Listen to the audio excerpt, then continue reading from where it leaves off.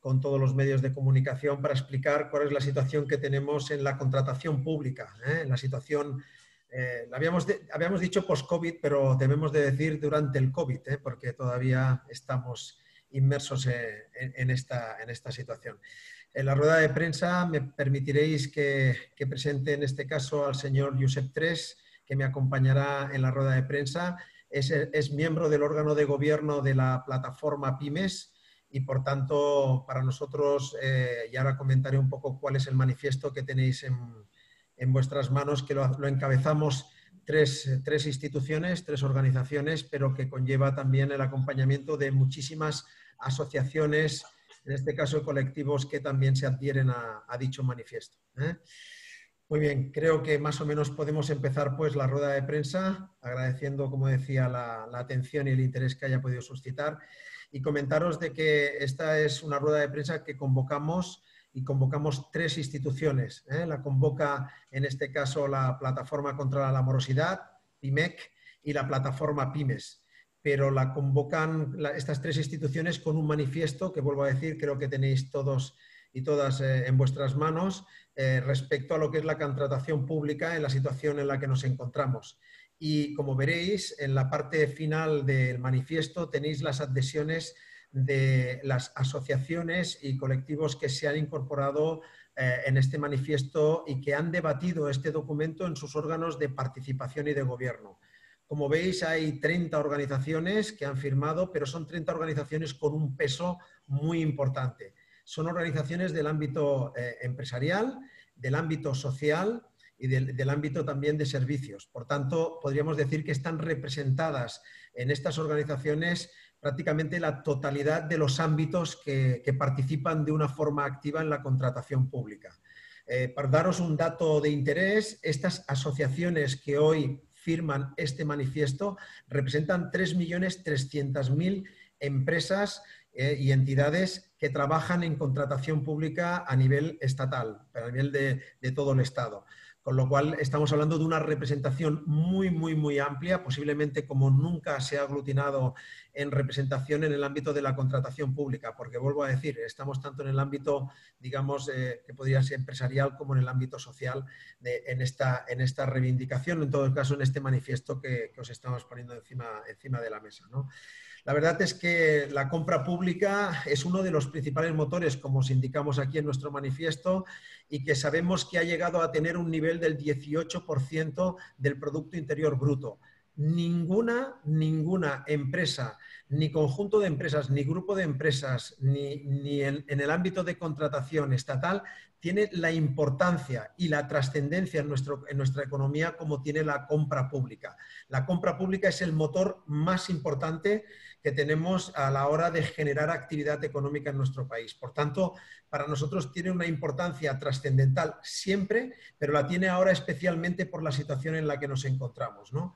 Nosotros en este momento lo que estamos viendo es que hemos pasado de una crisis que hemos tenido mientras hemos tenido el estado de alarma y hemos estado en un confinamiento digamos más intensivo, hemos pasado de una crisis que se nos había situado de liquidez, pero ahora estamos pasando ya a una crisis por la situación también que estamos viviendo de demanda.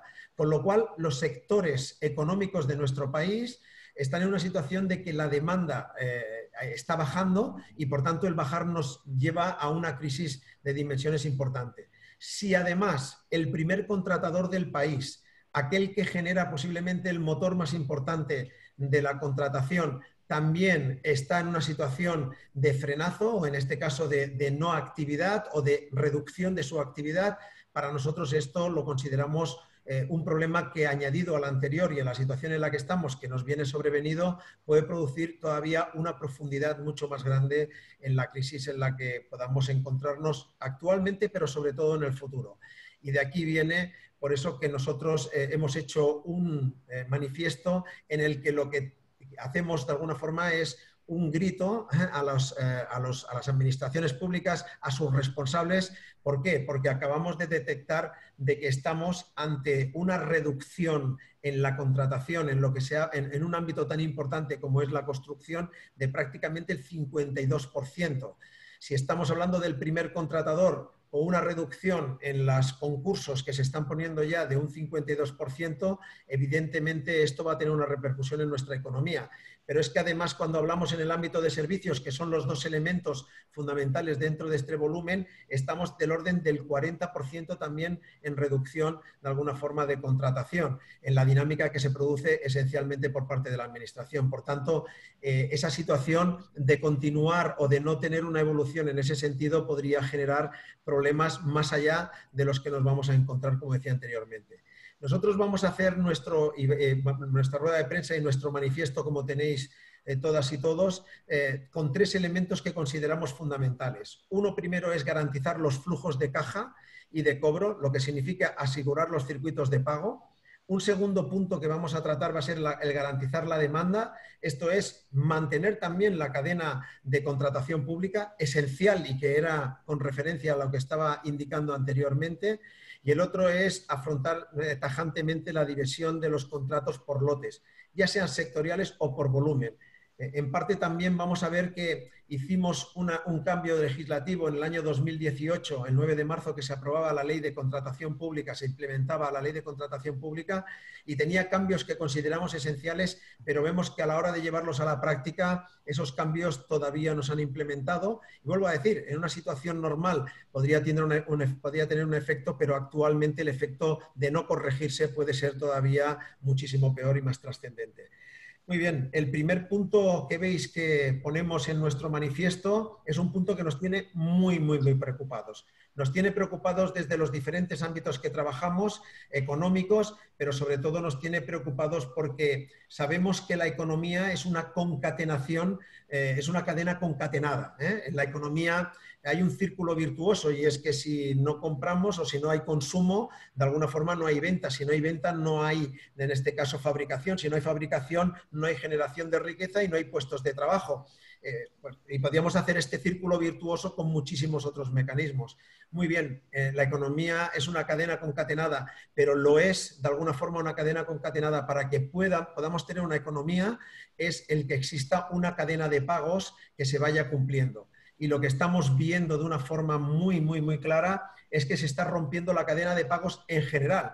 Y se puede, de alguna forma, yo no digo entender, pero sí que podemos ver que en el sector privado, por la situación que ha venido sobrevenida y la falta de liquidez, como explicaba anteriormente, y de demanda, puede generar alguna dificultad. Y por ello todo lo que se ha puesto en marcha con los ICOs y con todos los elementos que han puesto muchísimas comunidades para poder favorecer el facilitar liquidez. Con lo cual tampoco debería de haber esa rotura de la cadena de pagos. Pero lo que sí que es incomprensible total y absolutamente es que la cadena de pagos venga, o los circuitos de pagos se estén rompiendo por parte de las administraciones. Acabamos de asistir a los últimos datos de los pagos por parte de las administraciones y estamos viendo cómo se están incrementando cuando nuestras políticas en estos momentos deberían de ser reducción de los pagos, de los plazos de pago por parte de las administraciones. Saben que hemos comentado desde algunas de las organizaciones que estamos convocando esta rueda de prensa, en concreto desde el ámbito más de los pagos, de la Plataforma Multisectorial contra la Morosidad, que hay esos 14.000 millones que están pendientes, que ya se han incrementado a más de 15.000 desde que empezamos de alguna forma el cómputo del año pasado, y de los cuales hay más de 8.000 millones que se están pagando fuera de los plazos de pago. Por lo tanto, aquí tenemos un problema muy evidente en el cual nosotros, todas estas organizaciones y que lo estamos padeciendo, hacemos un llamamiento a los responsables del gobierno central, por tanto del gobierno, de las comunidades autónomas, de todas ellas y de los gobiernos locales, a que, por favor, hagan frente a los plazos de pago que tienen pendientes con sus proveedores, en este caso con sus clientes o aquellos que han ganado sus concursos públicos. Porque de no hacerlo, lo que están generando es la peor de la situación que nos podríamos encontrar. Que en un momento en que no se genera demanda y que no hay liquidez, cuando no te paga aquel que te debe y además es la administración y tenemos la obligación de pagar nuestros impuestos, pues realmente lo que vamos a abocar es a muchísimas empresas a su cierre.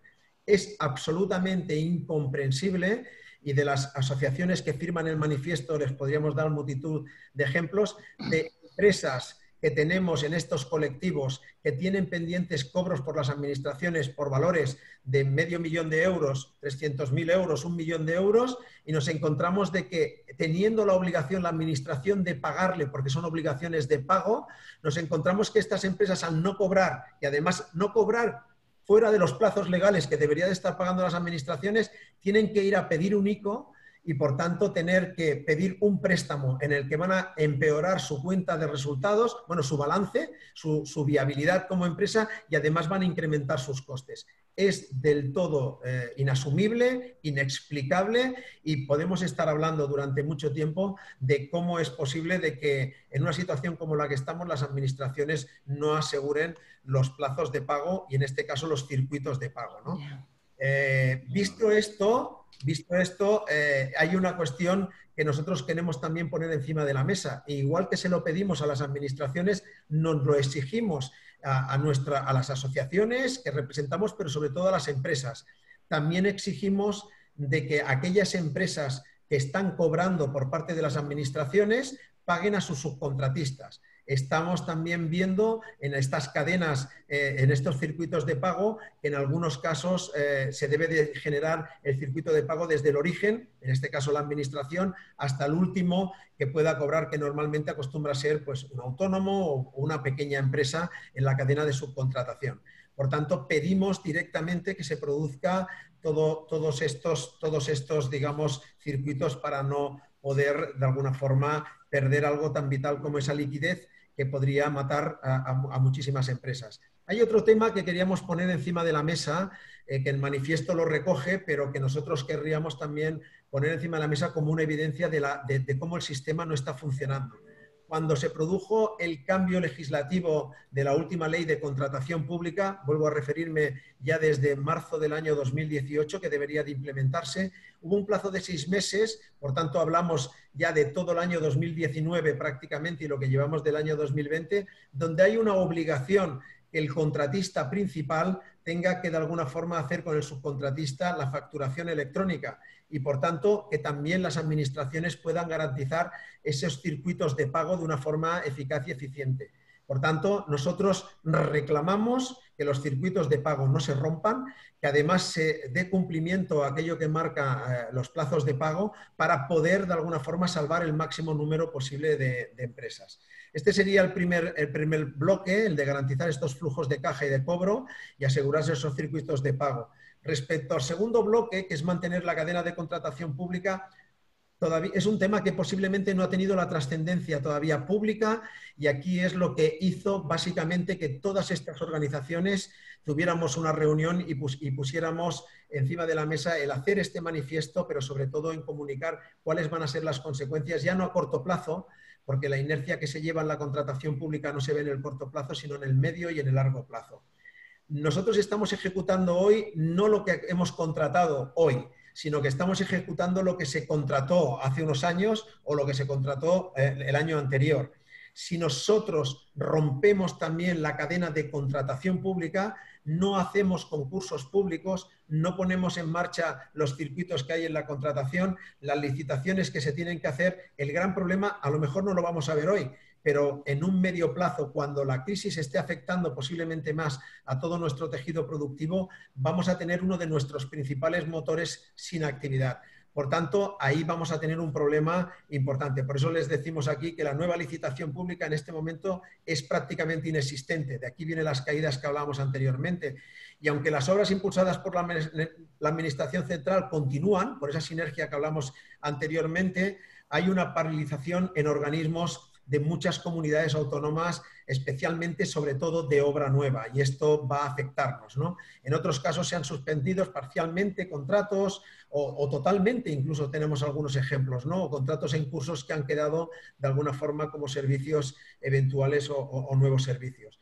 Nosotros solicitamos aquí que para garantizar la demanda de obra pública en los próximos meses por parte de las administraciones, pues bueno, se sigan prorrogando pues, en algunos contratos que han quedado en stand-by o en este caso que se vayan facilitando la indemnización por la paralización de estas obras y servicios. También ya hicimos alguna de nuestras organizaciones alguna manifestación en este sentido, en el que todo y que la Administración contemplaba el indemnizar esas situaciones que se habían producido en algunos contratos, nos encontramos con muchísimas casuísticas donde no en todo sitio se ha hecho con la diligencia y la profundidad que se debería haber hecho, ¿no? Y también comentar que la realización de lotes de forma rápida y ágil, especialmente para aquellas administraciones que dependen o que tienen disponibilidad de licitación. Por tanto, nosotros mantenemos en el concepto de la cadena no solamente los pagos, que son absolutamente una situación de oxígeno actualmente para muchas empresas y que podrían salvar muchos puestos de trabajo en este sentido, sino que también alertamos de que ha habido una paralización en la contratación de obra nueva. Eso es parar la cadena de contratación pública, y esto en una situación como la que estamos, pero la que nos vamos a encontrar, como esto no se active, vamos a tener una mayor profundidad en nuestra crisis, ¿no?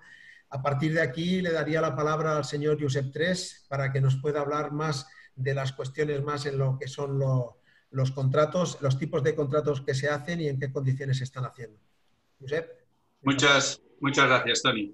Bien, como decía, voy a comentar un poquito el tercer punto, que era el tema de la importancia de la división de los contratos en lotes. La caída de la demanda post-COVID-19 en el sector privado de bienes, obras y servicios afectará de una forma más severa a las pymes. En el día de hoy es difícil valorar cuál será la gravedad de la caída, pero el impacto económico será grande. Según el FMI, se estima una previsión de caída del 12% del PIB español para este año 2020. Teniendo en cuenta que la contratación pública, como bien ha dicho Antonio, supone el 18% del PIB, es fundamental garantizar que parte de estas pérdidas se puedan cubrir mediante la contratación pública para las pymes. La Comisión Europea considera que una buena práctica contractual es que un mínimo del 60% de las adjudicaciones sean para pymes. Esta cifra contrasta con la del conjunto del Estado español, donde únicamente, en datos del 2018, el 39% de los contratos armonizados fueron para pymes. La transposición de la Directiva Europea del 2014, como bien comentaba también Toni, a la legislación española, a la Ley de Contratos, la Ley 9 del 2017, en su artículo 99 precisamente lo que busca, como uno de los objetivos fundamentales, el facilitar la participación de las pymes españolas en la contratación pública, que, como he dicho, en España es muy inferior a la media europea. Revertir esta situación es posible si en los expedientes de licitación se practica la división en lotes, teniendo en cuenta y separando las diferentes actividades sectoriales, territoriales o por el volumen del importe económico del contrato, incluso limitando el número de adjudicaciones a las empresas en cada una de las licitaciones. La diferenciación en lotes de los expedientes de contratación está demostrado que incrementa el número de empresas adjudicatarias entre 1,7 y 3,4 veces respecto a los expedientes no lotizados. Ello demuestra, por tanto, que la lotización contractual favorece claramente la concurrencia. Además, si a la lotización va acompañada de esta limitación en las adjudicaciones de los números de lotes, aún mejora muchísimo más esta concurrencia. ¿Por qué motivos? Las empresas, es simple, las empresas ven incrementadas sus posibilidades de adjudicación. Los requerimientos de la solvencia técnica y económica son mucho menores para las pymes. Y la realización de los proyectos, tanto si son técnicos como de la oferta económica, también es mucho más fácil para las pymes. De todas maneras, lo más importante es que la concurrencia beneficie también a la administración, con una compra mucho más eficiente, a favorecer la competitividad, y con ello que obtiene grandes beneficios, productos y servicios de calidad, facilita la compra pública estratégica en sostenibilidad, innovación y social, racionaliza el costo, es decir, ayuda a la formación justa de los precios de los productos y servicios, mejora las condiciones para la ejecución del contrato, importantísimo, preserva el tejido productivo de las pymes. Y algo todavía más importante, es más territorial, lo que favorece la reactivación más rápida de la economía local. También tenemos que tener en cuenta la importancia del uso de fórmulas no agresivas y que la puntuación no vaya más allá del 55% para la valoración de la parte de la oferta económica, que la puntuación obtenida por precio no excluye de por sí la valoración de un proyecto técnico, que da valor, que aporte calidad al producto y a la obra o el servicio. El favorecer y facilitar la contratación de pymes queda reflejado en uno de los principios programáticos del modelo de capitalismo inclusivo basado en la equidad que defendemos desde la plataforma Pymes. El aumento de la concurrencia, que al fin y al cabo es nuestro objetivo fundamental, incrementa la competitividad y con ello mejoramos la productividad. Con un aumento de la productividad favorecemos el potencial crecimiento de la economía y una recuperación sólida y creíble y sostenible para este país. Debemos conseguir que nuestras pymes crezcan en valor y sean fuertes y competitivas. Solo así podremos colaborar en la reconstrucción de este país. Muchas gracias. Muchas gracias, Josep. Yo creo que más o menos con el manifiesto, como también podéis ver en el manifiesto, hay algunas cuestiones que nosotros estamos planteando, como el hecho de que muchas de nuestras empresas que participan en concursos públicos tienen márgenes muy reducidos porque muchas de ellas trabajan a nivel de volúmenes, ¿no? Y claro, también lo que sabemos perfectamente es que estas situaciones han hecho adaptar a muchas de nuestras empresas con inversiones para mantener cuestiones de seguridad, las cuales estamos absolutamente predispuestos porque en estos momentos la seguridad para nosotros es fundamental, ¿no? Pero claro, esto ha incrementado en algunos casos también nuestros costes en muchos de estos contratos. Creemos que la contratación pública, con el manifiesto lo que ponemos encima de la mesa es que debe de prestarse especial atención. Creemos que no se le está prestando la atención de la importancia que tiene, lo trascendente y fundamental que es en general y especialmente en estos momentos. Hay algunos contratos que deberíamos de alguna forma tener en cuenta en cómo poder mantener dicha actividad. Muy bien, yo lo dejaría aquí en la parte más expositiva y a partir de aquí quedamos a vuestra disposición para todas las preguntas o aclaraciones que tengáis a bien realizarnos. Por tanto, si nos vais señalando sobre todo del medio que nos hacéis la pregunta y la persona para poder dar respuesta a la misma.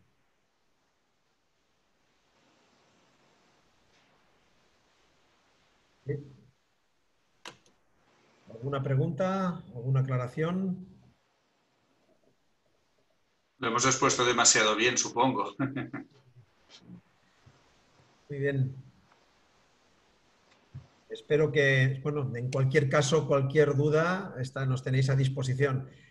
Comentábamos también, os quiero comentar también, mientras de alguna forma tenéis el documento, que en estas entidades y asociaciones que tenéis reflejada en este documento, existe en algunas de ellas muchísima inquietud, porque hay sectores que se pueden ver muy afectados por la situación que nos estamos encontrando por parte de las administraciones. Hay algunas de ellas en ámbitos locales. Hay una cuestión que estamos reclamando también, y es que hemos venido pidiendo algunas de nuestras instituciones la utilización de los remanentes que tienen las administraciones locales. Estamos hablando de 12.000 millones de euros que tienen esas administraciones locales reservadas. ¿Esto qué es lo que permitiría? Pues mire, podría permitir en muchos casos, y se está hablando en estas últimas semanas del debate de la utilización de estos recursos, ¿no? Bueno, entendemos que puede haber una parte que vaya en el ámbito social, pero siempre estamos reclamando de que estos recursos también vayan a garantizar actividad. Si se nos caen en nuestros municipios muchas veces pequeñas y medianas empresas y autónomos, pues vamos a tener un problema ya no del COVID, sino posiblemente de puestos de trabajo y de gente con problemas para poder llegar a final de mes, ¿no? Entonces, que estamos reclamando también estos remanentes que se focalicen a actividad y en este caso la actividad de la administración en lo que es la contratación puede ser una buena solución. Y también estamos reclamando de que en momentos como los que tenemos ahora, el déficit público, y se está planteando también qué se puede hacer con el techo de déficit público, sabemos que vamos a tener que, por esta falta de demanda, activarlo, ¿no? Por tanto, yo creo que esta relación público-privada, esta parte de contratación, esta parte de utilización de los recursos debe de ser bien enfocada en estos momentos si no queremos tener un mayor andamiento en nuestra crisis que estamos viviendo y vamos a vivir, ¿no? Muy bien, no sé si hay alguna pregunta, si hay alguna mano levantada o Sí, algo. Antoni, tenemos una pregunta de Leticia Duque, de la revista Limpiezas, y pregunta cómo está afectando todo esto que comentáis al sector de la limpieza. Yo, Josep, que tiene más la representación en ese ámbito, se lo dejaría a él. Josep. Bueno, está afectando de una forma importante. Pero el problema más grave es la incertidumbre que tenemos en estos momentos de lo que va a pasar a partir de septiembre-octubre. Tengamos en cuenta que en el mundo de los servicios a las personas, en estos momentos, los trabajos que estamos haciendo son de refuerzos de limpieza en aquellas actividades que se están considerando esenciales. Con el teletrabajo, nuestro volumen ha bajado de por sí en un porcentaje bastante importante. La realidad de lo que nos pueda pasar en el sector la sabremos en septiembre o en octubre, como decía, cuando veamos realmente cuál es la incorporación de nuestros clientes principales. Realmente cuáles han acabado en un ERTE y se incorporan o en qué porcentajes y cuáles se han quedado en el camino. Como bien decía Tony, el porcentaje de empresas, la previsión de empresas de cierre es importante. Por otro lado, las administraciones no tienen todavía proyectos claros en estos momentos, yo lo entiendo, el COVID no ha acabado, no estamos en post-COVID, considero que estamos en COVID plenamente, aunque seamos un poco reticentes a creérnoslo, pero la realidad es que muchos sectores económicos a partir de septiembre esa actividad no se reemprenderá. Yo esta mañana, por ejemplo, recibía información del Departamento de Educación con unas perspectivas nada claras de cada diciembre, con unos volúmenes de trabajo que a mí lo que me preocupa es quién va a poder frente a estos sobrecostes económicos. Las administraciones en estos momentos necesitan muchos servicios, pero tienen un problema de liquidez. Y lo que no podremos aceptar es que nos tengamos que hacer cargo las empresas de esta falta de liquidez de las administraciones. Está todo muy por ver. El mundo del ocio, el mundo de la educación, el mundo de los deportes, los transportes aéreos. O sea, tendremos una afectación. Pensar que en el mundo del sector de la limpieza estamos involucrados en cualquier tipo de actividad económica y nos es muy difícil prever el impacto que vamos a tener. Desde luego, fuerte y grave va a ser. Gracias, Josep. Tenemos también una pregunta de Miguel Ángel Jiménez de la revista Cuadernos de Material Eléctrico. Y pregunta si en relación con los plazos de pago y el impacto económico la plataforma ha valorado la convalidación del régimen sancionador. No existe ningún compromiso de urgencia para su aprobación legislativa. Pregunta si será posible tener un régimen sancionador antes del final de año. Muy bien, Miguel. Bueno, la verdad es que la semana pasada asistimos a un hecho que nosotros consideramos muy importante, que es que hubiera una mayoría comprometida a través de las transaccionales por parte de las conclusiones de la Comisión para la Reconstrucción. Hubo una equivocación en la votación para la validación del paquete económico, pero un compromiso, lógicamente, con las transaccionales que esta semana se vuelva a votar. La realidad es que tampoco las conclusiones de la Comisión no tienen carácter legislativo, pero sí que hay una cuestión que consideramos muy importante y es que ha habido un compromiso de mayoría de darle un valor trascendente a la situación en la que tenemos, precisamente para que no se rompan las cadenas de pago, porque ya somos conocedores del problema que tienen, de que se establezca además el acuerdo que hay y tal y como ha quedado reflejado en las conclusiones, es de que se implemente con la máxima urgencia un régimen sancionador. Entendemos de que esto es un elemento importante porque es un compromiso, en este caso, de acción. También debemos de destacar lo que Europa para el segundo semestre ha indicado, en este caso en concreto a España, ¿no? Donde le exige también que tenga un compromiso claro con respecto a las cadenas de pago. Por tanto, la pregunta que es si sería posible tener un régimen sancionador antes de final de año, claro que sí. O sea, existen mecanismos legislativos y creo que nos hemos hecho todos expertos para poder tener cualquier norma que en la necesidad que tenemos actualmente se pueda implementar. Y sabemos de que un real decreto podría hacer que la semana que viene tuviéramos un régimen sancionador si legislativamente o desde un punto de vista de compromiso viéramos la urgencia de alguna forma de tenerlo.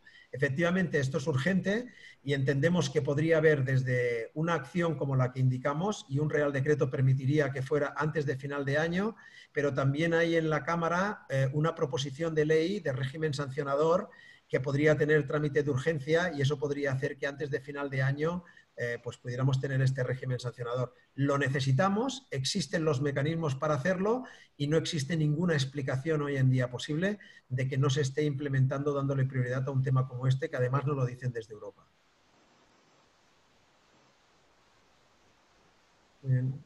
¿Hay más preguntas? Gracias, Antoni. De momento parece que no hay ninguna pregunta más. Vale, pues si no hay más preguntas, si lo creéis, quería agradeceros a todas y a todos, pues bueno, vuestra presencia, vuestro interés, que podáis hacer altavoz para que las administraciones y nuestros gobernantes sean conscientes de una de las herramientas que es la contratación pública que tienen en sus manos para poder activar o en todo caso no parar más nuestra economía y no perder más empresas y sobre todo puestos de trabajo. Y nada, desearos realmente pues que todos tenéis unas merecidas vacaciones, que podáis disfrutarlos, aquellos que los tengáis, y que realmente podamos tener algunas vacaciones, que no tengamos que las urgencias nos vuelvan a tener que hacer cuestiones bueno, de actividades más comunicativas, porque todo vaya bien. Por tanto, cuidaros, buenas vacaciones, y vuelvo a decir, en nombre de todas las instituciones, agradecer vuestro interés y vuestra presencia. Gracias. Muchísimas gracias a todos.